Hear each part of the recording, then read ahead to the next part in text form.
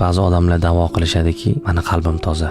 Men nima qilsam ham qalbim toza-ku deb qo'yishadi. Lekin bilishmaydiki, insonning qalbini toza yoki kirligi uni hayotidan, uni qilayotgan amallaridan ko'rinadi. Agarda inson qalbim toza deyotgan bo'lsa-yu, uni qilayotgan ishlari jirkanchlikdan, ifloslikdan, buzuqlikdan, atrofidagi insonlar qanaqa buzuq bo'lsa, shunaqa ekanda endi zamon deb shunaqa buzuq yashayotgan bo'lsa, u insonning qalbi toza emas, balki kir, juda ham kir. Nimaga aytsa, qalbi toza emasligini insonning hayoti ko'rsatib beradi. Insonning amallari ko'rsatadi. Inson buzuqlikda bardavom bo'lib turib qalbim toza deb da'vo qila olmaydi. Bu xato narsa. Bu uni ahmoqligi yoki uni yolg'onchiligi. Qalb qatdan toza bo'ladi unda. Ya'ni qalbni toza yoki kirligi insonning amallaridan bog'liq. Qalb toza bo'lib turishi yoki qalbning kir bo'lishi inson qilayotgan ishlarining natijasida bo'ladi. Inson yaxshiliklarda bardavom bo'lsa, qalbi toza bo'ladi. Natijada. Bu natija bu. Ya'ni qalb toza yoki kirligi bu natija. Inson yaxshi amallarda bardavom bo'lsa, albatta qalbi toza bo'ladi. Inson kir, iflos, jirkanch amallarda bardavom bo'lsa, qalbi kir inson. Endi insonning amallarini nima tartibga soladi desa, uni